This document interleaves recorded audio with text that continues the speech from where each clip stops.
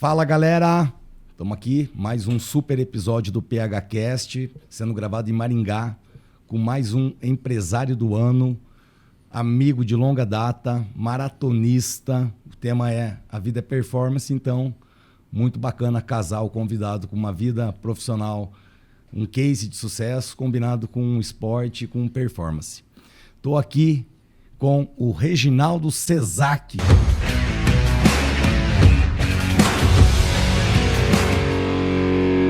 Famoso Reginaldo do Prever, empresário do ano de Maringá, maratonista, começou suas atividades em 91 para 92, né, Reginaldo? Adquirindo uma funerária, 2 funerárias, já começou com duas. Você é acelerado, isso é bom.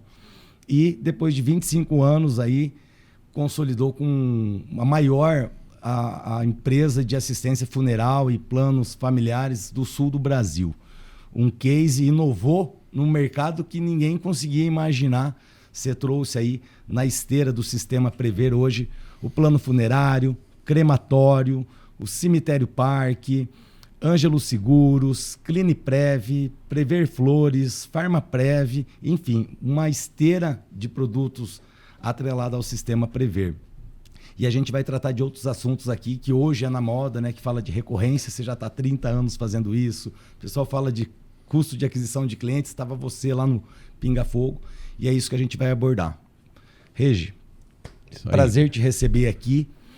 E conta para nós, como foi essa, da onde veio? Você foi agente funerário antes da aquisição da primeira empresa? Conta pra gente como foi o começo, como foi essa aquisição, onde que você viu a oportunidade ali de virar a chave e criar esse monstro hoje que é o sistema Prever. Inclusive, parabéns, a tua equipe é sensacional. Eu já tive em 2 oportunidades sensíveis acompanhando a questão de pessoas da minha equipe, inclusive da Cremilda, que foi minha funcionária de casa, que pagava religiosamente o sistema Prever, e foi num momento de muita dor. A tua equipe é extraordinária, o serviço, o conforto. Então, fica aqui meu agradecimento a toda a equipe do Prever. Vocês são sensacionais e, claro, com um líder, uma forte cultura, uma empresa aí querida por todo mundo, né? E então é isso, Regi. Conta para nós aí onde começou lá em 91, 92 essa aquisição aí das funerárias aí. Eu tenho que voltar, pegar um pouquinho antes para entender como é que eu entrei no ramo. Eu morava em Ponta Grossa, né? E nós tínhamos um mercado de bairro, aqueles mercados com cereais, com saco de feijão, com passarinho. Mercadinho ali. No mercadão mesmo. Mercadão. Era de vender frango vivo, de tudo. Era aquele jeito, né?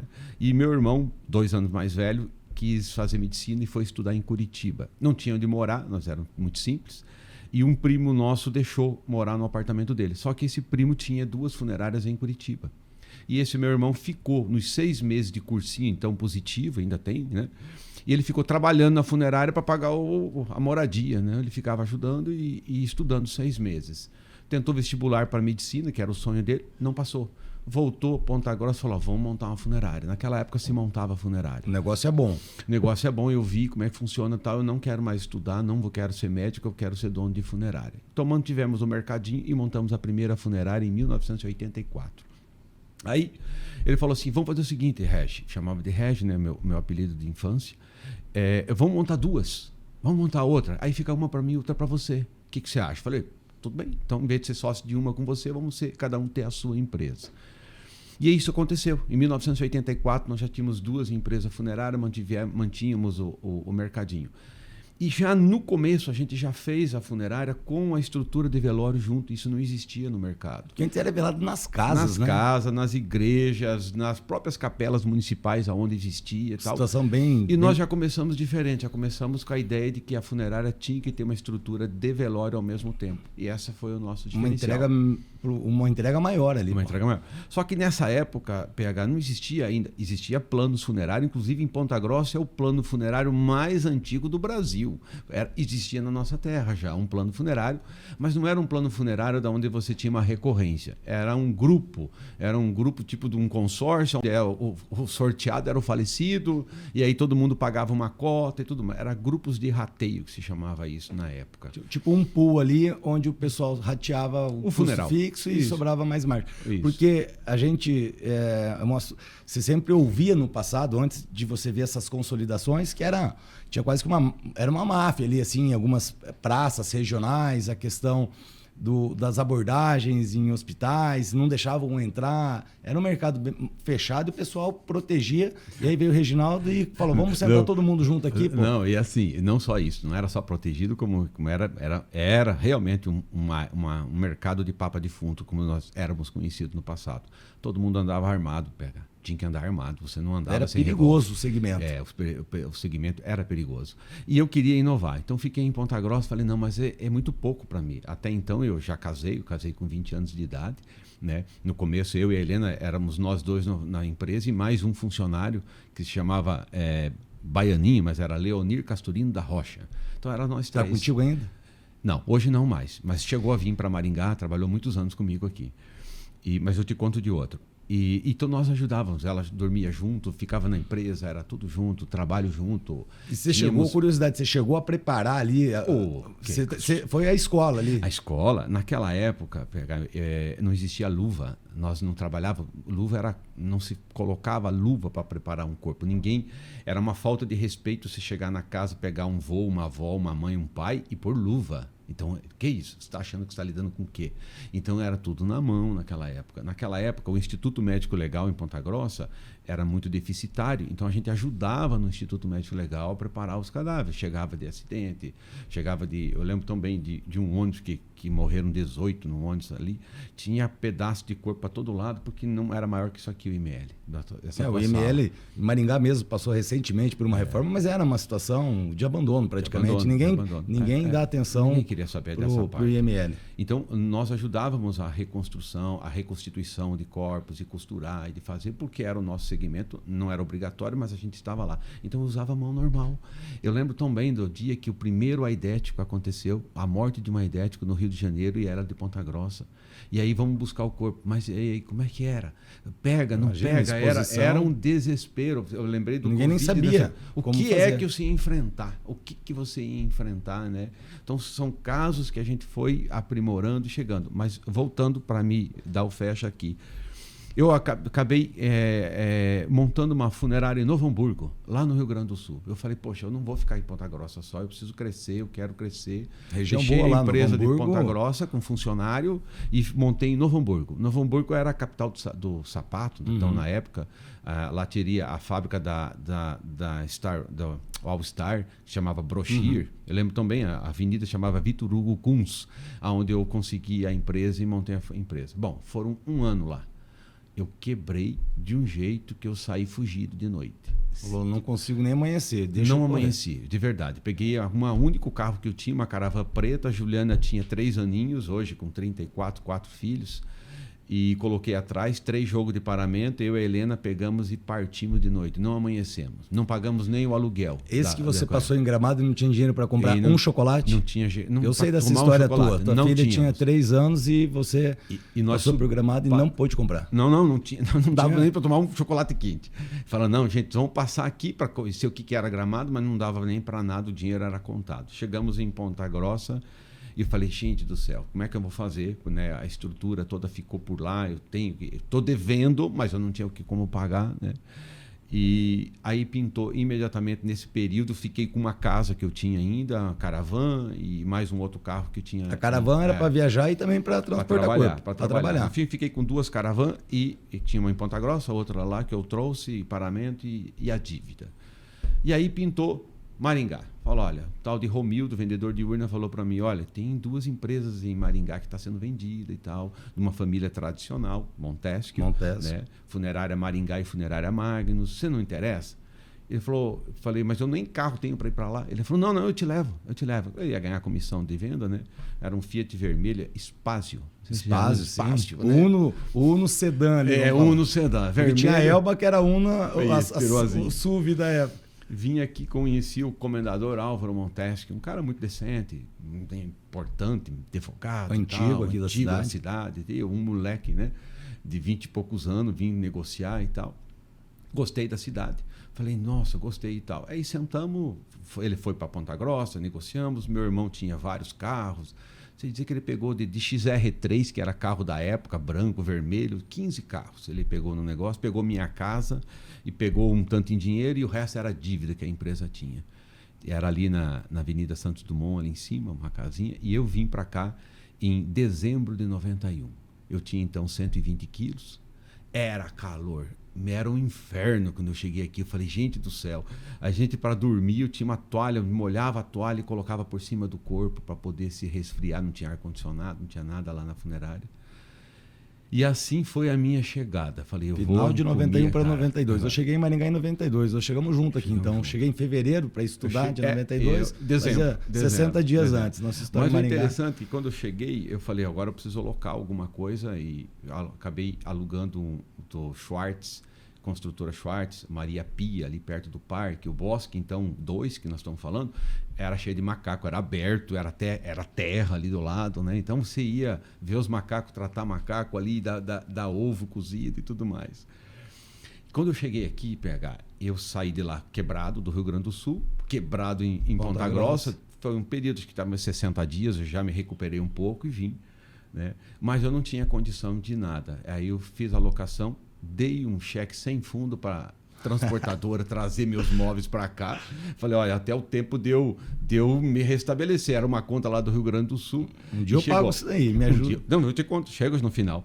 Aí cheguei aqui, falei, gente do céu, a hora que chegou a mudança para descarregar, coisa para mim, para Helena e tal, eu não tinha para comprar marmita, não tinha dinheiro para pagar uma marmita.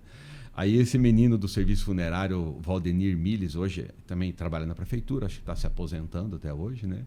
Deu um cheque para mim e falou, ó, tá aqui o valor das marmitas, pode comprar. Naquele dia eu cheguei sem nada, devendo já de duas quebradas e vim. O Valdenir é um cara que fui padrinho dele. E sim, cara importante nessa conexão inicial. Inicial. Foi um cara que fala assim, que pagou 3 marmitas e foi a lembrança de, talvez se não tivesse ele nesse momento com 3 marmitas, eu não estava aqui hoje. Não, né? E assim, a importância, né, de você ser do bem, fazer conexões e entender de pessoas, porque olha o tamanho da tua empresa, quantas pessoas hoje são beneficiadas por essas 3 marmitas. Exatamente. Quantas mil funcionários, né? Então, fica aí pro Valdenir aí um abraço, é uma pessoa especial pelo Valdenir visto José e você Miles. tem ajudado muitas pessoas aí. Então chegou, consegui, mas assim, em muito pouco tempo, como eu era um cara muito econômico e muito rápido nas coisas e tal, né? Eu acabei tirando a funerária rapidamente ali da Santos Dumont, aluguei um outro imóvel na JK e coloquei, tinha até um husky siberiano na porta da funerária. Imagina, tinha um cachorro dentro da empresa, ficava solto, não. Imagina como é que era a situação, não tinha onde preparar cadáver, não tinha nada, mas eu já estava. Em 3 meses eu já consegui. Não. Obviamente, o cheque da mudança eu já tinha pago, porque quando voltou, o cara me ligou, já voltou, já tinha dinheiro para pagar. Já deu restabelecido. Já deu restabelecida, até aquela época tinha compensação bancária, demorava 15 dias. Até o cara pegar o cheque de volta, isso. Ia ganhar uns 15 dias 15 dias ali para voltar, né? Mas do Rio Grande do Sul eu não tinha ainda voltado para pagar as contas que ficaram no Rio Grande do Sul.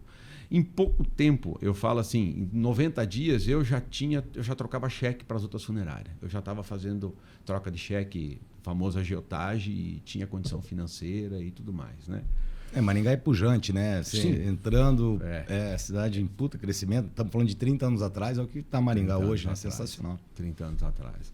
Mas mesmo assim, eu nunca me acomodei, PH. Aí, a minha filha, obviamente, foi estudar, primeiro ano já, só tinha a Juliana, quando chegamos, no Marista, né? Primeira turma do Marista e tudo mais, né? E aí eu sempre conto essa história e vou repeti-la, que a professora colocou num trabalho de escola qual era a profissão do seu pai, e ela colocou vendedor de caixão, e a professora corrigiu, falou, não, é colchão, é assim que se escreve e tudo mais. Ela tinha 1 aninho e pouquinho, 7 anos e pouco. E aí, naquele dia, eu parei e olhei para fora, olhei para a empresa, que era uma casinha velha, com uma plaquinha ali, tá, um cachorro na porta, né, um depósito feito pau a pique. E aí eu falei, como que meus filhos vão pensar no futuro, como é que é funerária? Porque eu vinha de um ambiente difícil. Funerária era exatamente, ganhava dinheiro com a morte das pessoas. E eu pensava, poxa vida, e era assim, pega. Você não tinha um ciclo de amizade porque você era visto como alguém que se aproveitava da morte das pessoas. Então eu falei, puxa, como é que nós vamos ser no futuro com isso? Será que eu não posso crescer? Será que eu não posso virar uma rede de vasos? Não posso uma rede de McDonald's? Eu sempre comparava o McDonald's. Por que eu não posso virar um McDonald's de funerária? Expandir, crescer, vender, oferecer produto melhor, ser reconhecido e não ficar... Sim, ser um motivo de que é um explorador do segmento. E aí eu sempre pensava, poxa, funerária era assim, tinha familiar, tinha uma aqui. Às vezes o cara tinha uma numa filial do lado, uma cidadezinha, não mais que 3 funerárias. Ninguém tinha uma rede de funerária no Brasil. Ninguém. Era dessa forma que eram empresas familiares. E portas fechadas. E todo mundo concorrente e armado. Eu falo porque lá no Rio Grande do Sul, quando eu fui para Novo Hamburgo e São Leopoldo, era a fábrica da Taurus, da Rossi. Aquilo era revólver, era a coisa mais simples. Teve vários fatos lá que aconteceram durante aquele período. É ruim de lembrar. Eu falo que eu saí fugido de lá porque o cara queria me matar numa noite anterior. Ou era ele ou era eu. Então eu fugi. Saí de lá porque eu falei, não tem como eu ficar aqui. Claro. Eu vou catar minha família e vou embora dessa cidade, né? E partir de lá. Tinha um concorrente muito forte lá, que era um cara decente, né? Chamava a funerária Krauser, né? Eu vou chegar nela ali na frente também. E um cara que dominava o mercado corretamente. Era um cara digno, falava, como é que eu posso ser desse jeito? Que as pessoas vão me procurar, vão atrás, não preciso ir atrás, não precisa ter enfermeiro te ligando, avisando, não preciso nada disso. Antes as abordagens eram nos hospitais. Igual falou, o cara ficava ali abordando o enfermeiro para saber quando o cara morreu, para ver quem que ia pegar. Exatamente. Era um comércio. Era um comércio que era feito naquele Teve até um caso no Rio de Janeiro, né, que um enfermeiro lá foi condenado lá, que ele ganhava uma comissão, né, para cada indicação. E depois foram ver, durante os plantões do cara, teve 100 mortes. O cara, né, foi considerado um serial killer. Sim. Que o cara, em virtude da comissão que ganhava. Então ele via quem estava mal lá, desligava para ligar pro cara. Doideira. Quando não desligava, não dava atenção, PH. Tipo assim, se ele vai morrer amanhã, então que morra no meu plantão. Entendeu? Era mais ou menos nessa linha. Isso não era só no Rio de Janeiro, não, tá?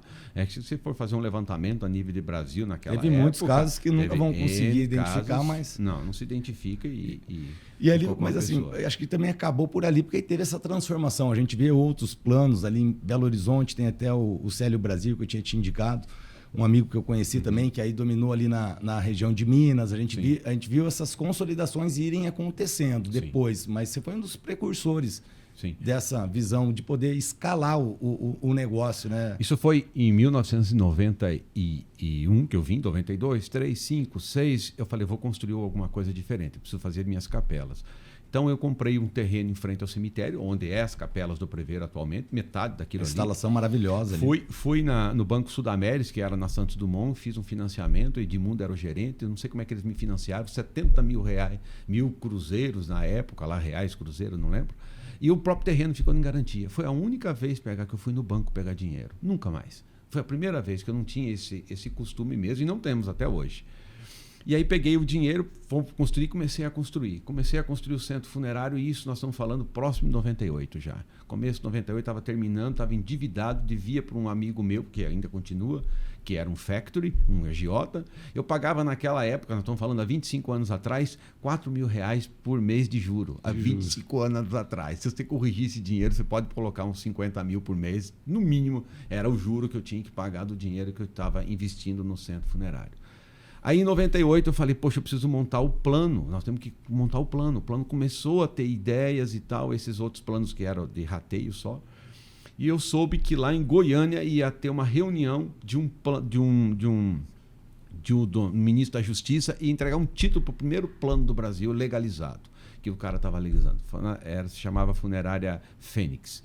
Eu peguei, primeira vez, eu tinha 32 anos, PH. Eu peguei aqui da Brasil Sul um voo, que é a primeira vez que eu andei de avião, com 32 anos de idade, né? Eu falei, poxa vida, vou pegar e vou para Goiânia, vou ver como é que é esse negócio. Falei, Helena, aguarda aqui, eu tô indo, já tínhamos 3 filhos. Preciso conhecer esse caso aqui, essa empresa Como é aqui. que é esse negócio? Que eu tô terminando a obra, eu tô endividado, mas eu tenho que montar o plano, senão não tem... E o cara Goiânia, distante, não ia ver você como uma ameaça, como um concorrente. Não, eu fui lá porque era um grupo de empresas que estava se reunido lá, né? Cheguei em Goiânia, um hotel lindo, 5 estrelas, um vidro caindo água, tal, bonito, tal. Aí conversando com o outro, falou, olha, tem um cara aí de Maringá também. Falei, quem é?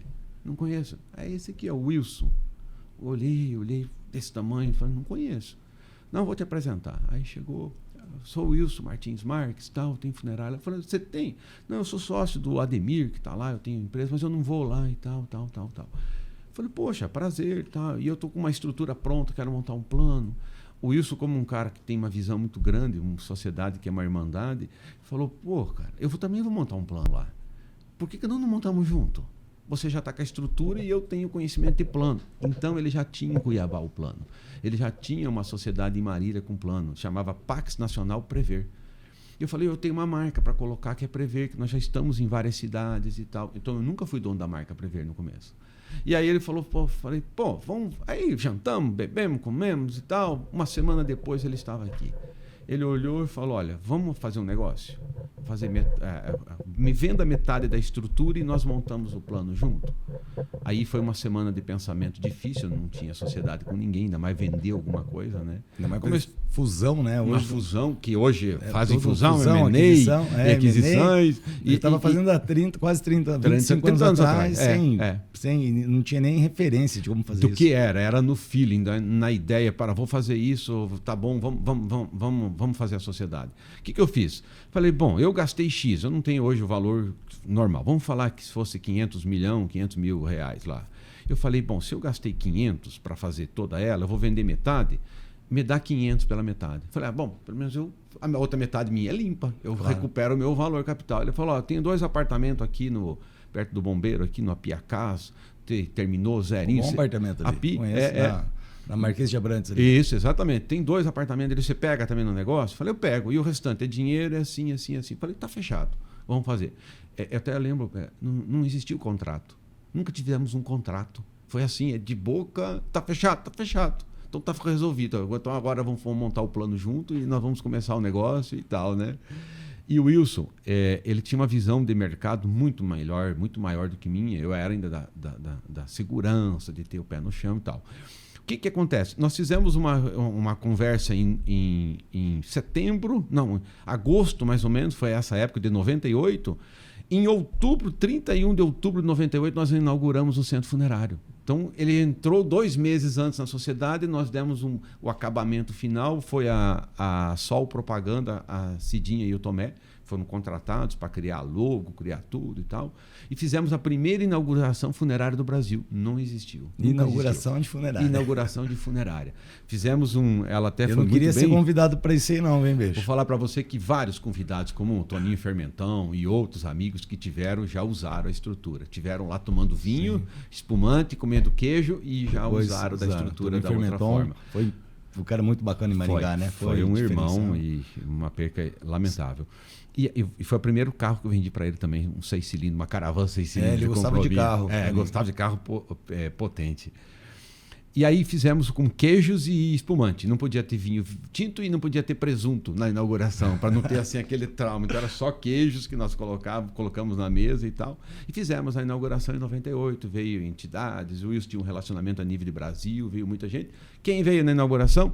O Beto Krauser, de Novo Hamburgo, que era o cara que teoricamente me quebrou porque o cara trabalhava muito bem, mas você admirou o cara. Ele veio para a inauguração, veio aqui conhecer tal a estrutura e tal. Aí eu fui conhecer o cara. Igual quando você foi conhecer o plano lá em Goiânia, ele veio aqui. Ele veio aqui para a inauguração, para ver a estrutura, o que estava acontecendo em Maringá, que era uma inauguração funerária. Foi uma novidade tão grande no mundo funerário que todo mundo foi.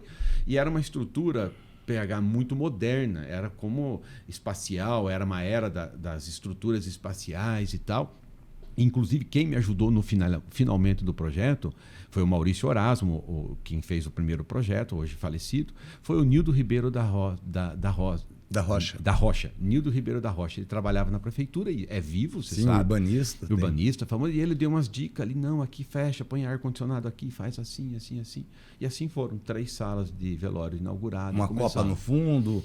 Sim, era uma cozinha que a gente fazia, por quê? Porque eu tinha que tirar as pessoas da casa, por quê? Porque 99% dos velórios não é na sala, é na cozinha. É onde as pessoas ficam reunidas durante o velório. Sim. Era assim nas casas. Então eu comecei com a cozinha atrás, um quarto, para que a pessoa entendesse que ali era uma casa dele, para poder trazer aquele aconchego ali. E era difícil fazer, convencer as pessoas que teriam um local para velório. Não, mas mamãe queria ser velada na sala, tal. Essa foi a primeira coisa que nós conseguimos tirar.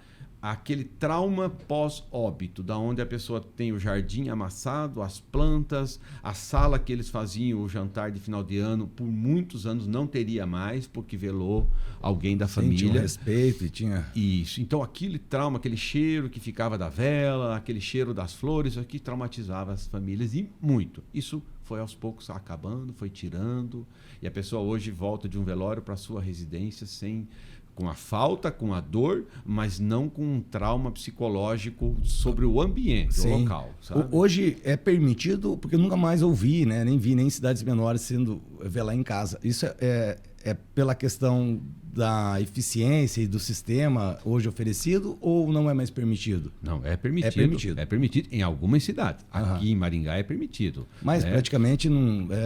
de cada 100 não deve ter deve ser uma estatística muito baixa. Muito né? baixa. Porque o que vocês oferecem em algumas cidades não é permitido nem o velório fora e nem cortejo fúnebre. E tem algumas cidades ainda que não é permitido à noite, como no Rio de Janeiro. Não se vela à noite. É proibido, é fechado, todas as capelas, só vela-se durante o dia, por causa da segurança. Sim. Então, sim, cada cidade tem uma regra, mas 99% hoje são em locais apropriados para velório. Saiu-se das igrejas, saiu-se das casas. Foi transformador. Você transformou, trazendo justamente conforto, aconchego no momento de dor. E você, quando a gente vê aquela copa, né, em cada capela mortuária, estruturada, com água, com café, com chocolate quente, com pão, com sofá, com cama até para descansar, né? Sim. E eu vi hotelaria. É uma hotelaria, né? E você também inovou. Na época eu falei, mas é sério isso? E eu fui no Cemitério Parque, já fui em outros lugares, né? Em velórios de amigos, e vi que você fez a questão online também, né? Eu tinha até marcado aqui no briefing. Muitos anos. Online, porque tem um parente distante, o cara está lá em Recife, faleceu aqui, o cara se sente... ou não tem de recursos para vir, ou o tempo não vai ser possível, mas o cara quer estar presente de algum jeito. Aí essa questão virtual. Quando nós lançamos o virtual, há mais de 10 anos atrás, PH, nós não tínhamos uma tecnologia da onde você poderia hoje subir para um YouTube, da onde você entra com milhões de pessoas assistindo. Não, nós tínhamos um limite de 50. Porque nós não tínhamos como subir, não tinha essa facilidade, não tinha de velocidade de internet, nada. Então, ferramenta. Entrava 50 e chegou no limite. Não cabe mais, só não tem mais pessoas. Tinha que sair outro, tinha que criar uma senha, porque não é uma coisa aberta, a família tinha que dar a senha, tinha que trocar a senha a cada velório e tal, porque não existia tecnologia na época. Hoje não, hoje você tem... Você já inovou, quando a gente fala, né, o ramo funerário, hoje aí com uma gama de produtos, né, muito bons para o usuário, aí para você sempre inovando. E a inovação nossa foi o plano. Aí nós falamos, então agora é o plano. Com esse dinheiro que eu vendi parte, quitei minhas dívidas, fiz o que tinha que fazer, sobrou uma parte em financeira que tinha que reempatar na empresa. Isso nós lançamos dia 23 de abril de 1999, nós lançamos o Prever, ou seja, mês passado fez 25 anos de empresa. 150 pessoas na rua. Um pouquinho antes, nós fizemos uma seleção dentro de Maringá no Cine Teatro Plaza. Nós lotamos o Cine Teatro Plaza 3 vezes. As filas eram quilométricas. Para vendedores. Para vendedores, para diretores, para gerentes, para supervisores, eram para secretárias. Era uma grande empresa que estava se estabelecendo na cidade e aquilo veio gente de todo lado. A gente fez anúncios. Você sabe qual era a maior eficiência de anúncio naquela época? Carro de som nos bairros. Tinha os carros de som anunciando, emprego para tal coisa e tal e tal. Entramos, 1.500 pessoas compareceram para a seleção. E a seleção era natural. Olha, volta amanhã, tal horário, que nós vamos começar um treinamento, para ver se você fica no treinamento. E aí era naturalmente. Tinha uma pessoa que a gente contratou, chamado Célio de Moraes, um cara moreno, gravata vermelha e terno branco. E ele que era o o cara que coordenou a seleção. E dali nós fomos tudo pro local da igreja Santa Maria Gorete, tem o salão de festa assim, lá, e lá nós locamos e começou a seleção. Eram 10 dias de seleção e naturalmente ia saindo. Entrava de manhã e saía 10, 11 horas da noite. Já fazia a triagem ali, fica, tipo... Não. As pessoas iam desistindo. Era desistência. Era que nem quartel. Você não vai ficar vendedor, você não vai ganhar dinheiro aqui porque você é isso. E ele fazia. Hoje não tem almoço, hoje nós vamos passar o dia inteiro. Eu brinco que hoje, imagine a ação trabalhista que daria isso tudo, né? Então era assim, era igual exército, era persistência. O cara tinha uma noção, uma perspectiva de ganho de X, mas ele tinha que passar por aquilo, ver se ele era forte o suficiente, sabe? Saímos com 150 pessoas na rua, sem registro naquela época, e começamos o plano. Para começar, esse meu sócio Wilson, nós compramos 2 Corsa zero, 2 Kombi, 2 ambulâncias, 4 carros funerários, tudo zerinho. E eu ainda falei para ele assim, poxa, Wilson, eu nunca tive um carro zero na vida e agora o funcionário vai andar de carro zero. E eu nunca tive. Ele falou, não, empresa rica, depois nós vamos ficar ricos, mas primeiro a empresa tem que começar rica. Então isso foi um cara, eu falo que ele é meu irmão, e ele 10 anos acima, então ele veio com uma cabeça muito maturidade. Andou mais também. Eu tinha o gás, a vontade de fazer, e ele tinha mais a maturidade, já tinha visto muita coisa, né? Era piloto já era piloto naquela época. Complementariedade, né? Sempre foi um complemento que a gente foi nesse momento, né? E aí começamos o plano, tudo com carro novo, com capela, com estrutura, com gente na rua e tudo mais, né? E foi rápido, porque cresceu... Você está falando de 99, 25 anos, mas já tem muitos anos que o Prever é grande, né? Hoje é gigante. Sim, e hoje eu falo assim, a gente chega numa cidade, e a gente investe até chegar em 50% da população afiliadas ao plano. Quando chega em 50%, é aquela questão de você ter que pegar um lead lá em cima, um cliente lá em cima, custa muito caro, não vale mais a pena. Ela entra no orgânico. Então, por exemplo, Maringá, nós temos mais de 50% da população filiada ao Plano Prever. Então, eu faço um investimento, um crescimento até chegar nesses 50%. Porque aí esse é o natural dentro do nosso negócio.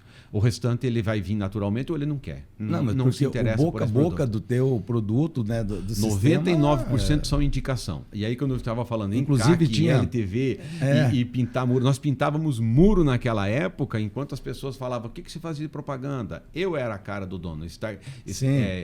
A gente Startelli, né? A gente fala hoje de ter o rosto do fundador associado à empresa. A gente escuta hoje, em 2024, nos últimos 3, 4 anos, e desde aquela época você já mostrou a liderança. O Pinga Fogo, né, que era um dos grandes comunicadores aqui de Maringá, tinha um programa na Band, que era uma audiência gigantesca. Tinha o pessoal da loteadora BMW, eles comentavam que entre, acho que 1 hora o Pinga Fogo falava do Jardim Paulista. Lembra o Jardim Paulista? Sim. Tinha 150, 200 ligações e interesse. Ele tinha uma capacidade muito grande e eu me recordo, né, muito de te ver sentado todo dia. Todo dia no horário do almoço, todo mundo almoçando, você estava lá no sofá falando e você, capacidade muito grande de se comunicar, vendendo o teu produto. Você era vendedor, você foi o maior vendedor do Prever. Sim. Eu era o garoto propaganda na época ainda, né? Eu falo assim, nessa época eu fazia um programa no Pinga na segunda, fazia na sexta, fazia no Sérgio lá em Arapongas à noite na terça, hoje o prefeito, Sérgio Onofre, e cada cidade eu tinha um programa que eu tinha que correr, fazer e dar a cara para bater e dizer, eu sou dono, estamos fazendo. Agora eu falo assim, hoje eu vejo pessoas falando assim, eu vou vender tal coisa, eu vou vender relógio, eu vou vender vaso, né? E eu falo, e como foi para nós sair? Eu estou vendendo caixão para você antecipado. Como assim? Não, eu estou te vendendo um caixão, o dia que você morrer ele está pago, tá bom? Mas quanto tempo eu tenho que pagar? Até morrer. Então era uma coisa ilógica assim, né? As pessoas, isso aí não vai dar certo. E como é que não vai dar certo? É você acreditar naquilo que você fala. Então eu falo hoje, para a pessoa falar vender, você pode vender o que você quiser. Porque hoje eu falo muito para o meu filho Bruno, o que você tem que aprender não é aprender só do negócio, é aprender de negócio. Exatamente. É de negócio. Você falou tudo. Além do negócio, mas o importante é de negócio. De negócio. Visão sistêmica ampliada. Isso. Nunca ficar focado, só sei fazer isso. Não, eu sei fazer negócio. É diferente. Então, com o resto vai tudo, né? Então, essa dificuldade, eu falo do muro. O muro era, a pessoa chegava, tinha que pagar a taxa de adesão. Não, se eu deixar pintar seu muro, está aprovado. Nós tínhamos 3, 4 equipes só de pintura de muro. Sim, Maringá inteira, é verdade. Maringá inteira você andava, os muros de casas, muros. Eu lembro que ali próximo ao Catuaí, naquela avenida que cai lá na rotatória do balão do último da Brasil, tinha um muro gigantesco, que se não me engano era até do seu Valdemar ou do Irã Castilho, que era um muro de uns 300 metros. Sim, que era prever, era um negócio que até impactava. E permanente, né? Permanente. Porque ficava lá o muro, deve estar até hoje lá pintado. Eu não vi mais muro depois de 25 anos, mas assim, era lá assim. Pra ver lá. Era assim.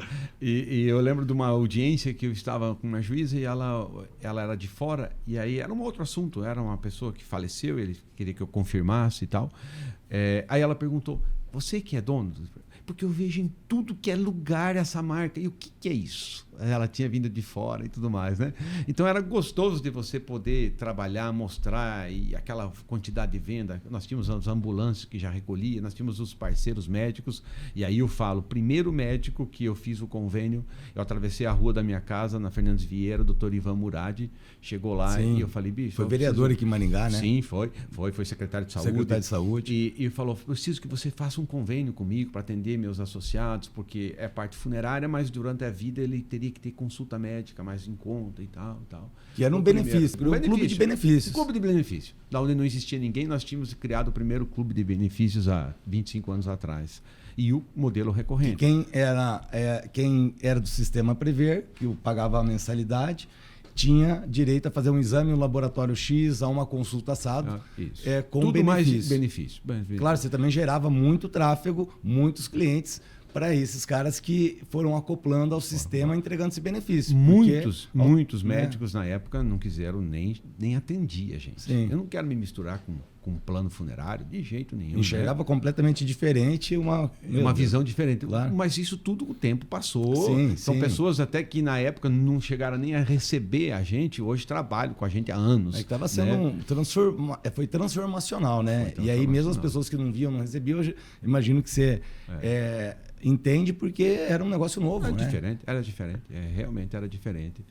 E aí o plano começou. A gente começou fazendo as vendas, tendo uma diferenciação de cada velório, velava numa estrutura digna, com respeito, o rico, o pobre, todo mundo era tratado da mesma maneira. Essa foi a ideia inicial, fazer com que o funeral fosse um padrão. E você tem a excelência. A gente fez até um negócio já, né? Em Vasos, e pegamos duas vans tua. E, cara, tua van é muito nova. É que tem, acho que, uma questão de regulação, né? Que tem um período X de anos que tem que trocar. Mas, assim, teu carro e você falou isso para mim uma vez, que é a tua imagem, é a tua cara da tua empresa. Sempre tá limpo, pretinho no pneu, e os carros muito bem conservados. E você tem um serviço de excelência, né? Hoje um cuidado, um carinho, desde até o cortejo. Capacitação. Hoje nós temos a única escola funerária do Brasil. Nós capacitamos as pessoas. Você quer trabalhar no nosso segmento? Então vem cá, você vai aprender 3, 4 meses, vai ganhar salário, mas você vai aprender uma profissão. Treinamento. Como é o treinamento, capacitação. Por exemplo, não existe um agente funerário que não saiba abrir um cadáver. Então é a tanatopraxia, a preparação de um corpo, a substituição do líquido. Nós trouxemos em 1998. Eu fui o primeiro, tá? A trazer porque uma mão de obra onde você vai achar um agente funerário. Ou você vai trazer de outro lugar, ou vai ter que formar o cara em casa. Em vez de demorar 3, 5 anos para formar, vamos trazer o cara, treina rápido, 3 meses, e você passou a ter uma mão de obra que era escassa e não tinha. E continua escassa. Nós estamos aí porque está vindo uma outra geração, uma geração mais jovem, um pouco espiral. Não quer saber disso daí. Que vai, mas já quer ir embora. Não é bem isso, eu quero isso, agora não quero mais, quero outra coisa e tal. Mas o que é mais gratificante é que está vindo muitas mulheres para o segmento funerário. Esse não era um papel feminino. E hoje, para falar a verdade para você, é o que nós mais contratamos hoje. São mulheres no segmento funerário. Um carinho maior ali naquele momento, sabe se comunica bem e transmite, né? Bacana. Sim, a própria necromaquiagem hoje, até tive reunião antes de ontem com a nossa necromaquiagem? Sim, a preparação hoje, você pega a foto da pessoa falecida, como é que ela estava, pega e fala, eu vou deixar igual. Então hoje quando você e uma coisa que eu nunca sabia, eu nunca nem tinha ouvido isso.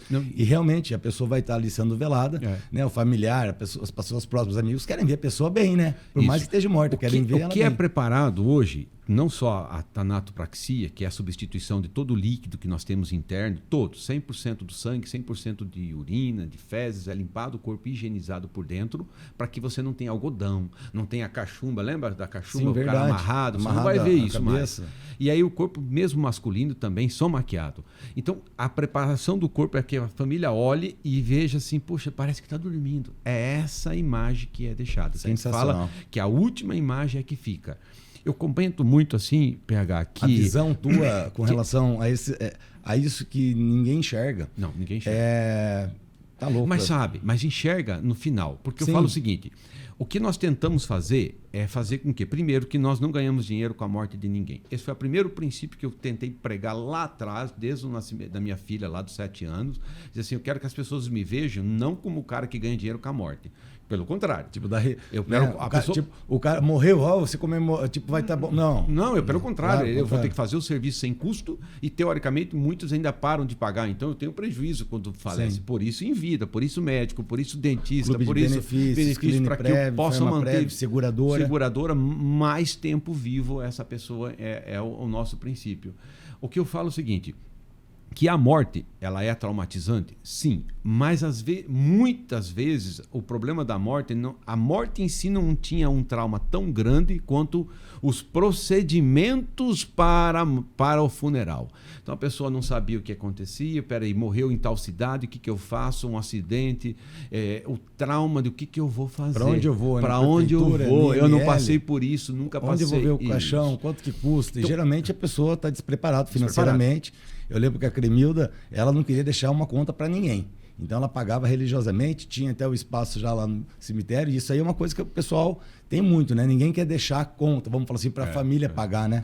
E também, isso você vê muitas pessoas falando isso. Sim, então essa era a ideia nossa, foi sempre o princípio de dizer assim, deixa a família passar pelo luto, só o luto, que é a passagem. É uma passagem dessa para uma outra fase da nossa existência. É o que eu creio e que as pessoas entendam isso. E o trauma do velório, do local, do falecido, do corpo bem arrumado, tudo, isso a gente retira. E aí eu falo que a gente contribui com o IDH de uma cidade. Porque se você traumatiza durante 20 anos uma cidade inteira de velório, de óbito, imagine como é que ficaram essas famílias em 20 anos, uma geração inteira traumatizada. Sim. Então, isso a gente ajuda, né, dentro desse IDH da felicidade, do nível de uma cidade. E graças a Deus, começamos aqui em Maringá, né? A melhor cidade do Brasil. Eu tenho certeza que cada pessoa que trabalhou conosco contribuiu também para Maringá, para que Maringá tivesse hoje os índices de felicidade como nós temos hoje. Maringá sempre aí saindo como a primeira do IDH, vi até semana passada, é muito bom morar aqui, né? Ô Regi, aí a gente falou de você no Pinga Fogo, de você ali sentado, eu lembro perfeitamente, era toda semana, né? E Pinga Fogo era uma audiência número 1 em Maringá. Né? Ele batia todas as outras emissoras, né? Na juntas, somando tudo, tinha uma capacidade incrível. E aí teve uma época que viralizou uma campanha que era o Celta Te Esperando, porra. Né? Que ano que foi isso? 2000, 2005? Eu acho que foi mais ou menos isso. Eu não tenho de cabeça hoje a campanha. De 20 anos atrás, coisa que até hoje todo mundo lembra. Inclusive ontem estava falando com o meu time, né? Que eu ia te entrevistar aqui no PHcast. E aí todo mundo falou do Celta Te Esperando, né? E aí tinha as meninas mais novas de 20 anos, né? Como assim? Não entendi. Eu falei, não tem o Corsa? Então, não tem o Celta? Tem. O Celta. Eu falei, então, o cara tinha um sistema. Pô, todo mundo, né? Tipo assim, viu? Podia ser ali uma questão, né? Tipo, você pensou, inclusive, nesse marketing, nessa estratégia que viralizou. Eram 10 Celtas, né? Era uma campanha. Como foi isso aí? Quem trouxe essa ideia? Foi você que pensou? E qual o risco disso aí? Porque podia ser um tiro no pé. Um tiro no pé, uma ofensa. Alguém veio isso com ironia, alguma coisa assim, mas foi muito positivo, né? Nós fizemos uma campanha interna entre a empresa, era um radinho desses de um som, um home system ali e tal, que quem desse a melhor ideia para uma campanha nossa de marketing ganhava o som. Você foi ouvir o cara, porra. Sim, os funcionários que deram. Um deles disse, olha, vou escrever aqui, ó, o Celta, aí o carro, Celta Te Esperando. Aí, agora vamos falar tudo junto, o Celta Te Esperando. Daí, claro, daí na sequência surgiu. Vamos fazer a imagem assim, entrando no céu, o carro aparecendo e tal. Verdade, tinha imagem lá do céu. E o céu pastor de branco cantando, verdade. aqueles corais americanos lá e tal. Transformou o slogan numa animação criativa. E aí que a gente conseguiu dar esse pulo no plano, que o plano não era só funerário, que ele entrava numa brincadeira. Eu lembro também de uma senhorinha que faleceu e o marido chegou do lado e você ficava cantando, o céu tá te esperando toda hora, né? E ela falecida, né? Mas estava tão bonita no caixão, sabe? Então era assim, era um momento difícil, mas ao mesmo tempo as pessoas entendiam de outra forma. E todas as campanhas que nós lançamos depois, posterior, né? A gente sempre teve esse cuidado de não passar de algo legal que marca para o ofensivo. Né? Tinha uma campanha que não foi lançada, vou te contar essa aqui. Essa era uma campanha que era... Dá esse furo aí pra gente. Cartão Fidelidade Prever. Sou fiel até morrer. Essa não foi. Não lançamos ela, sabe? Que o cara era ser fiel, prever até morrer. Né? Fidelidade, prever. Era um cartão de fidelidade. Que é verdade, essa não saiu. Não saiu do papel, né? Então, porque existiram várias outras campanhas. Mas eu quero fazer um adendo para você que o Pinga Fogo foi algo à parte. O Pinga Fogo foi o cara que eu posso dizer assim, se eu não tivesse conhecido o Wilson, meu sócio, eu Pinga Fogo na mídia, nós talvez não tivéssemos decolado. Não estaria onde está, porque eu até fiz essa pergunta aqui. O Pinga Fogo era um pai. Toda quarta-feira, às 2 horas, eu ia lá conversar com ele. Depois, na rádio, a gente conversava bastante. Uma simplicidade muito grande, né? Tinha... Fazia comida lá em casa. O Benedito, o bonequinho, que era uma atração à parte. Laudecir, né? É o nome dele. O pessoal conhece só o Louro José da Ana Maria Braga, mas o Benedito era um mito, né? Dentro da animação do programa dele. E a dinâmica eu tinha até colocado aqui. Né? Foi transformador naquele momento, com o Pinga Fogo? Foi. Né? O Pinga Fogo foi o marco.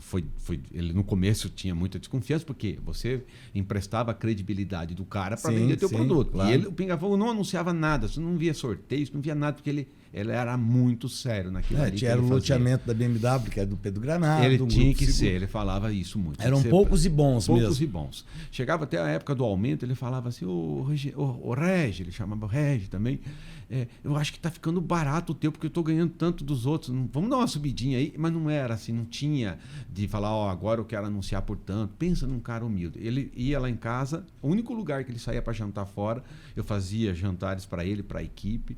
O Salsicha era o cara que fazia o prato dele e ele comia só com colher.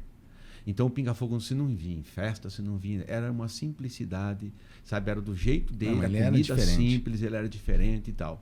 E eu reconheço que se não fosse ele, eu vou falar para você, eu acho que nós não tínhamos decolado, não. Anteontem, eu passei na Expo Engá, e tinha um stand lá, que eu não sei se era da Band, e tinha umas imagens do Pinga Fogo. Porra, foi gostoso ter visto ele ali. Tinha uma televisão que ia passando umas imagens dele e tinha um banner estático lá, em algum stand, que eu acho que é da própria TV da Band, né? Dos Malucelli. E foi legal ter visto ele, ter lembrado dele ali, porque ele foi um cara marcante para Maringá e foi importante para muitos negócios. Pro teu time, para as pessoas que chegaram, porque tem pessoas que indiretamente ajudam tanto na construção de gerar valor para a sociedade, para os negócios, né?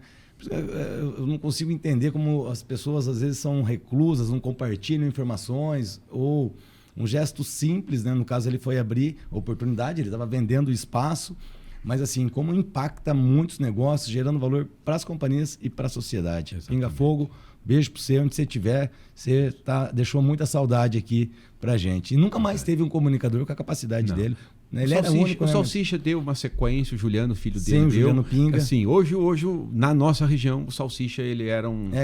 para mim, ele sempre foi um sucessor natural. Sim. Um cara que também totalmente respeita, uma pessoa que respeitou Pinga Fogo até o último dia da vida dele. O Salsicha é um cara bem conhecido aqui. Obviamente, Pinga Fogo é único. Ele foi o cara que conseguiu ali, né, dar essa sequência. Mas aí o Celta te esperando, eram 10 Celtas. Foram 2 vezes.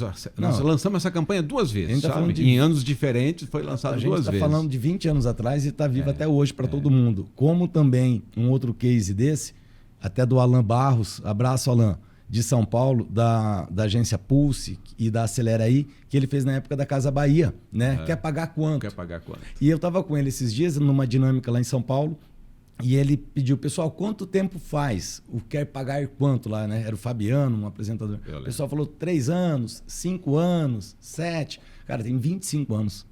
Quer pagar quanto? Ele falou que teve 50 ações trabalhistas, o jurídico ficou maluco com a campanha, porque o pessoal queria pagar R$1, entrava com essa, falei, poxa vida, ganharam todas, né? Mas criou um caos entre o marketing, o departamento jurídico, o Casa Bahia, mas está até hoje aí, e agora ele retomou a conta da Casa Bahia, nesse momento, aí que ela passou também aí por mais o varejo, né? Sentindo aí bastante. Mas que bacana, ser sempre criativo, inovando. Você trouxe muita inovação, cara, para uma área que ninguém nunca pensou. Mas não é uma, duas, são várias disruptivas. Inclusive, recentemente, vi uma Porsche, cara. Uma Porsche, você pegou uma Porsche Cayenne, serrou no meio, cortou ela e fez um carro pro velório ali, pro cortejo. Tinha uma Mercedes já, né? Já. Sempre tinha PT Cruise, já fizemos. PT Cruise. Pô, aquele PT Cruise era que você usava antes, inclusive, não era? Era da Helena. A Helena usava. Eu lembro a Helena usava. Usava, não sabia, porra, para de usar. Não, corta e vira. Cortar. É uma Porsche Panamera. Uma Panamera. A ideia Mas da qual Porsche... a estratégia de ter uma Mercedes e uma Porsche? Não, associação a Porsche, à marca, o público tem que pagar mais, como que é? O que a gente desenvolveu com a Porsche, ela hoje roda em várias cidades, inclusive ela está atualmente em Joinville. Ficou em Jaraguá, Joinville, vem e fica um tempo. Porque hoje você está em Santa Catarina, Joinville, Itajaí, Rio Grande do Sul, Porto Alegre, Canoas, está passando... Tem várias cidades ali. E aí ela então... Hoje nós estamos, onde eu faço parte da sociedade, são nos 3 estados do Sul. Então é a região Sul que nós estamos atuando. Foi feita a ideia de fazer a Porsche, não é o carro em si, Porsche, como um modelo de carro para fazer o funeral. Olha, nós quisemos mostrar para a sociedade até onde o segmento funerário está chegando na inovação. Que ele pode hoje transformar uma Porsche e colocar uma Porsche funerária. Não, porque mostra uma dimensão muito grande de companhia, né, cara? Isso. Porra, é um carro de desejo.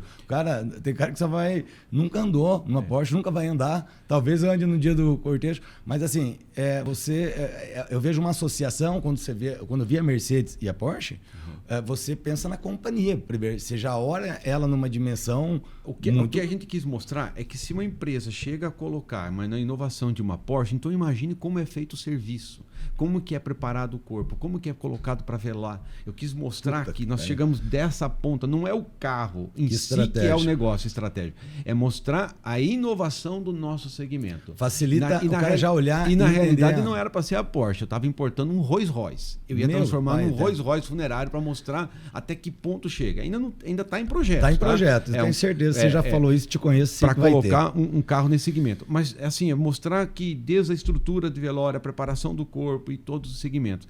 Para você ter uma ideia, hoje, dentro do nosso segmento, nós temos uma seguradora, se chama Ângelo Seguros. Nós estamos com essa seguradora há mais de 10 anos. Hoje nós podemos atuar e atuamos a seguradora é do grupo Sistema Prever. Se chama Ângelo Seguros. E hoje ela é uma seguradora que nós podemos atuar a nível de Brasil. E atuamos a nível de Brasil. Para seguros de assistências dentro do nosso segmento e de fora. Claro. Hoje nós vendemos fora. Tem outras oportunidades que aí já não tem nada a ver diretamente com o Sistema Prever. Mas... E fomos verticalizando. Nós fomos contando clínicas médicas porque os médicos queriam atender só num local e não dentro do seu próprio consultório. Queria separado. Cliniprev. Cliniprev. Hoje lançou, nós estamos acho que em 4... Mato Grosso, São Paulo, Paraná, Santa Catarina, só no Rio Grande do Sul que não tem 12 unidades. Aí é desacoplado do sistema, é uma empresa do Sistema Prever. É uma empresa nossa. Mas aí não é de assistência funeral, é só mesmo de serviços médicos. Serviços médicos, em condições para o associado. Entramos no ramo de farmácia, chegamos a ter 25 unidades. Farmaprev. Hoje não temos mais. Por quê? Porque hoje eu tenho tecnologia. Da onde você chega numa farmácia, hoje aqui na região nossa aqui de Maringá, farmácia São Paulo, e você digita teu CPF, ele vai falar, você é associado Prever e você está em dia. Está integrado. Você tem um desconto aqui de tanto e você já sai com o papel com o valor do desconto. Claro. Antigamente não tinha isso. Você tinha para dar um benefício, não era uma unidade para ter receita, vamos falar, era um plus a mais ali, mas quando você achou que tem outro cara que pode prestar esse serviço, um grupo local, Farmácia São Paulo, é de Maringá, né? Uma empresa muito legal. E presta um bom serviço, né? Sou fã da Farmácia São Paulo, a gente gosta também de preservar sempre as empresas daqui, comprando aqui. E aí, então, claro, faz uma integração ali de dados e bate CPF e já aparece ali. Exatamente. E fomos entrando, fomos seguindo com floricultura, com seguradora, e aí entramos no ramo cemitério. crematórios. Estamos Que é para o inaugurar cemitério. Cemitério é só Maringá ou já tem outras praças também? Temos outras praças, cemitério parque e cemitério vertical. Hoje em Maringá nós temos vertical, a gente sepulta média de 30, 40 por mês. Que é ali no mesmo espaço no do mesmo cemitério espaço do parque? cemitério parque. Que é um lugar, né, bem acolhedor ali, né? O cemitério parque é um lugar diferente ali, bem especial ali naquele momento. E uma estrutura, a tua estrutura, né? Tanto que a gente vê a tua visão diferente porque você tem Organi, um produto de alto padrão, de luxo, que Sim. o cara que deseja ter em casa, você coloca isso lá na capela. Lá no crematório... Você entrega para o cara a melhor experiência de excelência. Os produtos Organi era antes de você ser dono da Organi, aqueles vasos grandes estão lá. Sim, né? E aí eu sempre olho essa visão estratégica diferente, Sim. porque é uma coisa que assim, você consegue enxergar que isso vai gerar valor para a tua companhia, vai gerar valor para o cara. Tem coisas que acontecem a curto prazo, tem coisas que é médio, tem coisas que é longo. Pô. Você não estava construindo o faturamento do mês, você estava construindo uma companhia valiosíssima. Hoje todo mundo fala da recorrência, é bonito, né? Um monte de termo hoje que a gente olha para trás, 30 anos, 25 anos, fazendo no facão sem nem saber, né? De fusão e aquisição, recorrência. Maringá tem mais de 400 mil habitantes, então você tem uns 200 mil... Um pouquinho mais de 200 mil. Mais de 200 mil pagando famílias, todo mês um boleto ali. Isso. Né? A recorrência, aí... No passado nós fora tivemos... os dados, né? Hoje a gestão de dados, né? Todo mundo está lá no Google, Facebook, Meta, todo quanto é tipo de lugar pagando para essas empresas adquirir, né? Jogar um lead lá. Pô, você tem uma base de dados, um banco de dados que também é um ativo maluco, né? Muito, não tem nem como mensurar isso. Hoje é assim, PH, hoje nós estamos caminhando do mídia off para mídia on, né? Para a parte digital, nós estamos caminhando. Mas só para te lembrar que nós tivemos um convênio com a Copel há muitos anos atrás. Então você colocava o plano Prever na conta de luz e você não podia tirar. Era só eu que podia tirar. Você tinha que cancelar, mas tinha que vir falar comigo. Eu que tinha que tirar a tua conta de luz. E as pessoas colocavam e nem lembravam que tinha. Eu lembro de uma vez que uma pessoa colocaram na conta da numeração dele errado.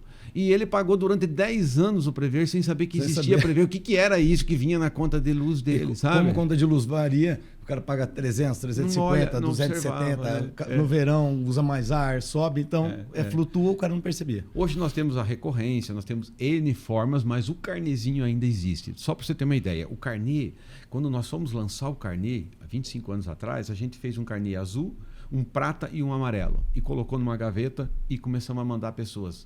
Vai lá e me traz um carnezinho do Prever que está naquela gaveta.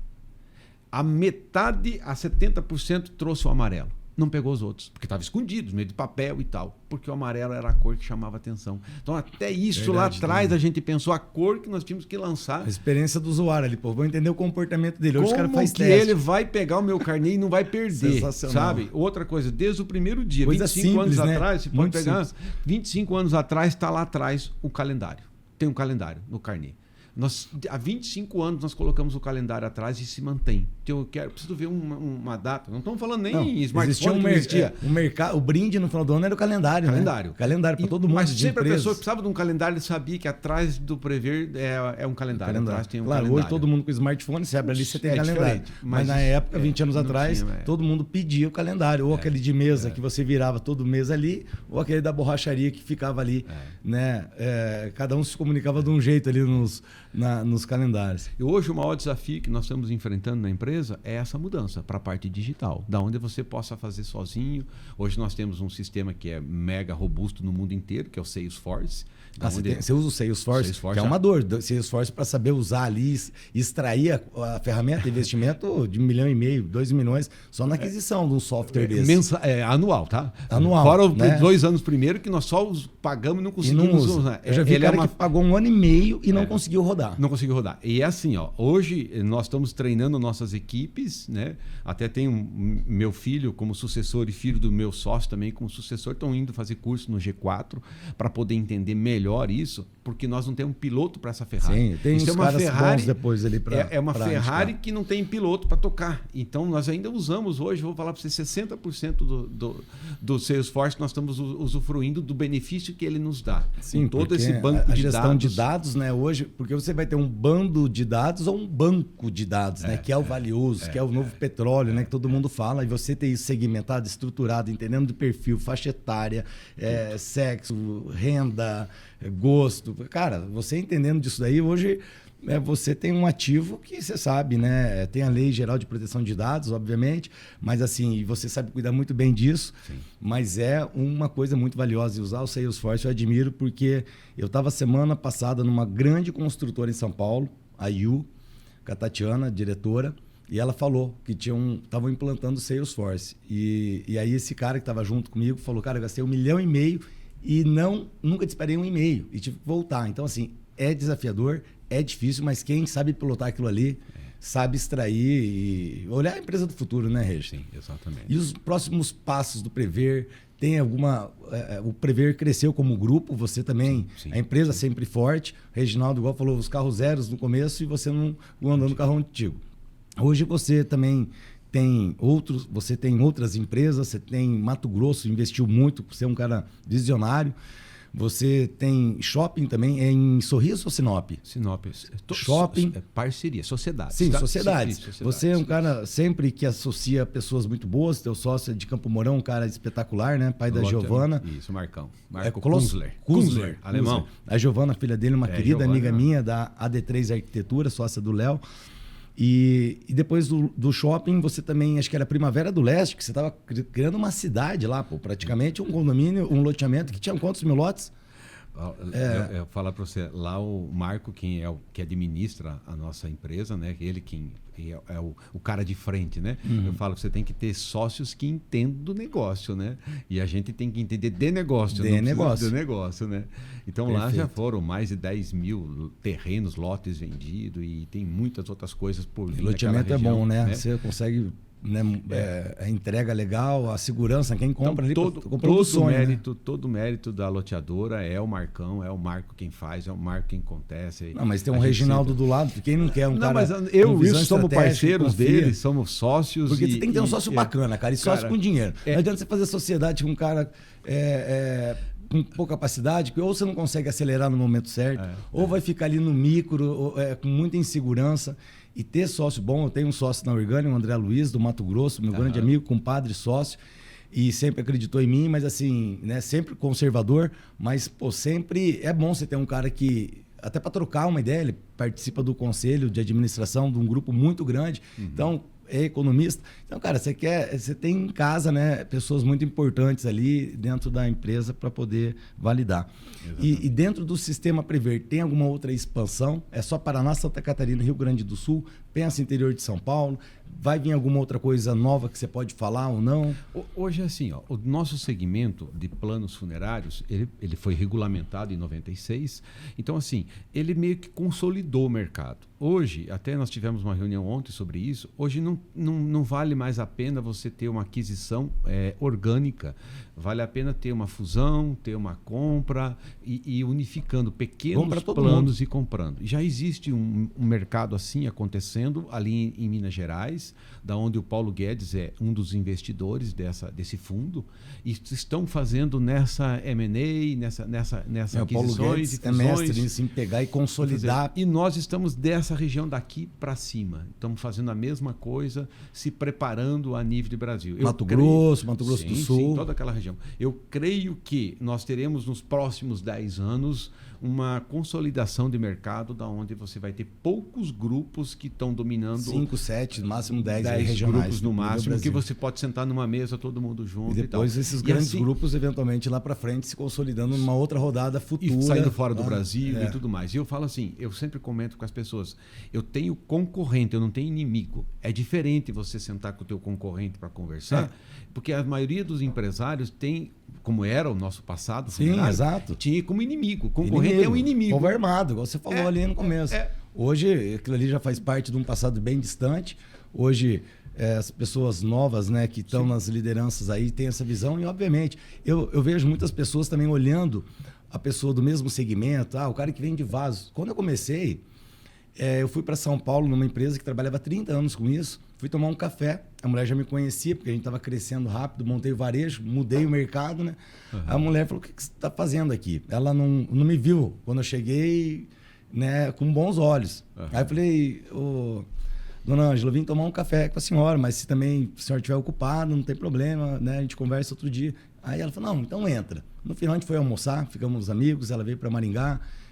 trouxemos um outro cara do interior de São Paulo, né? E, cara, que estratégia a gente pode usar em comum? O meu estoque te ajudar você, porque você está com uma outra fatia que não é minha e você não tem um produto, você deixa dinheiro na mesa. Se ajudar, pensar diferente, né? E o pessoal sempre tem a visão de concorrente, cara. Eu falo, o maior concorrente é você mesmo, se você não treinar a tua equipe, não pensar diferente, não tiver valorizar teu time, valorizar as pessoas, reconhecer as pessoas que vão crescer a tua companhia. Você teve isso, né? Você tem grandes pessoas ali que hoje estão executando, né? O Reginaldo sempre andando, olhando, se relacionando, construiu, trabalhou em todas as fases, mas, pô, tem que formar liderança, tem que ter cara bom dentro da empresa, né? Eu visitei um dia o Sistema Prever, e você mostrou para mim lá, eu lembro que tinha até um painel grande com todos os post-its ali das fases, os fluxos, os processos, a sala tua maravilhosa, um ambiente muito gostoso para tua equipe. Hoje a gente trabalha com projetos. Quando a gente fala de retenção, é isso, pô, tem uma empresa organizada, que sabe para onde vai, todo mundo sabe a visão, sabe a missão, a cultura do dono forte, né, em todo mundo que entra. Nosso propósito. O cara tem prazer de falar que trabalha no Prever e tem você como líder desse time. Isso é muito legal. Obrigado. E você, inspiração, me ajudou muito. Assim, você é um cara diferente, te agradeço pelo carinho, pela amizade. Nós que já corremos uma meia maratona lá em Foz do Iguaçu em 2012, 11 ou 12. Foi que eu te conheci lá. Foi. A gente se conheceu ali através do Eldo, né? Que foi quando você estava ali de diretor do Recanto Mundo Jovem. Sim. Hoje o Padre Adacílio, que eu também participo ali a nível de direção, o mínimo que a gente pode fazer, a gente vai estar fazendo, e o máximo também. Hoje, inclusive, a gente tem até algumas vagas sociais.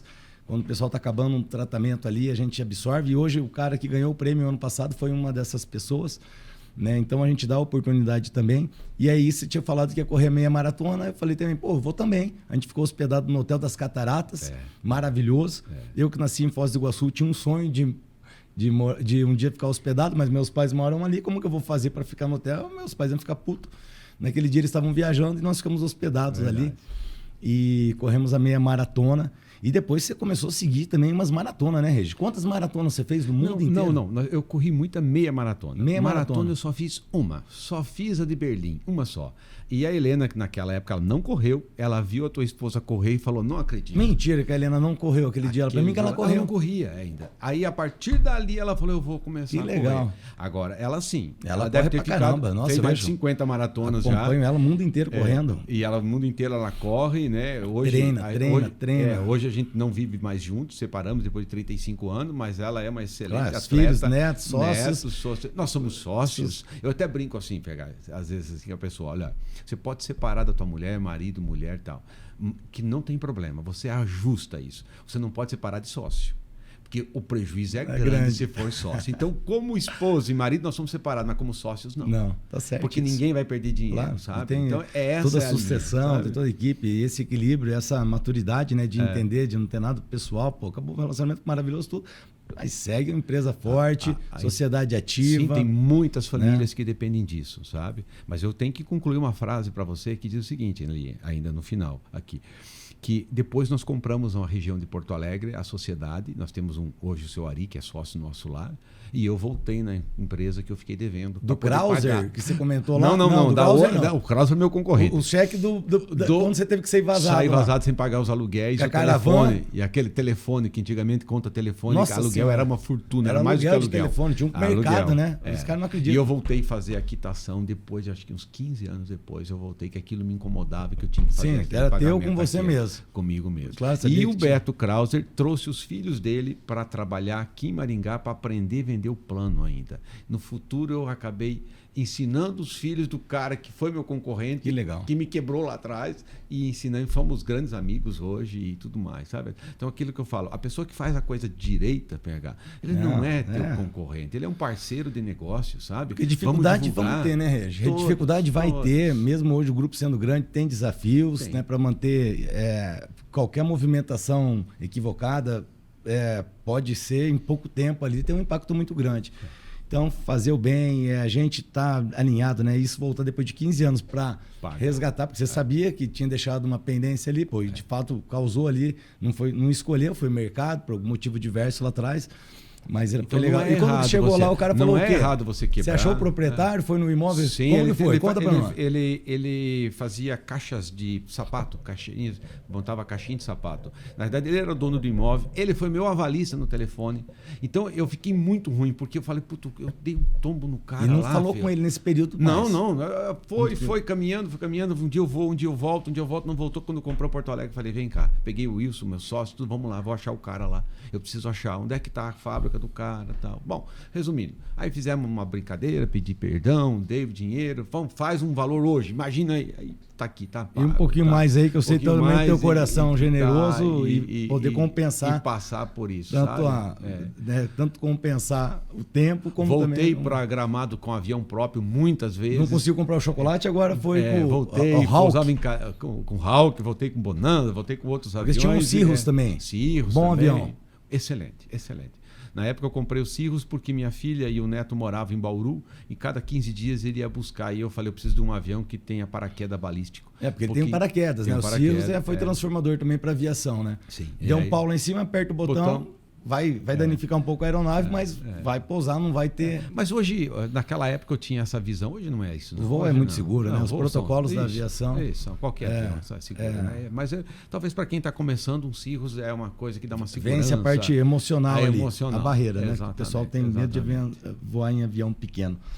Regi, tem outro caso aqui, que também tem que passar, que tem quando você estava em Ponta Grossa ainda, com a Caravan, teve um caso aí, um dia que acabou a bateria da Caravan, que ficou com a luz acesa. Verdade. Como que foi isso aí? Não, isso aí... Naquela época, você passava da casa na igreja. Você tinha que sair da casa pro velório, para na igreja, desce o caixão, o padre faz a benção e volta pro carro. E eu acabei deixando a luz acesa da Caravan, era uma Caravan 84, marronzinha, e ficou a luz acesa e eu fiz tudo. Quando chegou para dar a partida, ela varreu a bateria. Deus do céu. Aí falei, gente... Todo mundo gente para empurrar tinha. Tinha. Aí você imagina a cena, todo mundo ali na frente da igreja empurrando a Caravan para pegar coroa no tranco, de flor em cima, tudo, chorando, empurrando, pegou no tranco. Mas era um pouco pior, sabe? Porque aí eu não tinha dinheiro para abastecer tanto, então eu tinha ela já um galão de 5 litros aqui dentro do banco da frente, que era o que abastecia, não tinha o tanque cheio, era só o galão aqui. Porque o tanque está sempre ali, pô. Vai dar ruim. Se tiver, tinha 5 litros. Pelo menos acabava o cortejo. Porque aí tinha que... Não era... Senão os caras tinham que empurrar o cortejo inteiro. Cara, que cada uma, Regi, só não, você... Cada coisa que já passamos... Essa da Caravan eu tinha marcado aqui porque não tinha como. Regi, você é um cara diferente, um cara inspiração. Quem te conhece sabe das oportunidades que você dá, da abertura que você dá para falar e compartilhar tudo que você viveu. Então... Eu agradeço muito o teu tempo, a tua atenção comigo, PH, como amigo, desde quando a gente se conheceu. Maringá te adora, né? E você é um cara referência aí de empreendedorismo, referência como boa pessoa e um cara muito querido, inclusive muito legal, que eu adoro estar junto com você. E na finaleira aqui, Regi, eu tenho que te fazer 2 perguntas. Vamos lá. Como o tema do PHcast é A Vida é Performance, eu vou te fazer 2.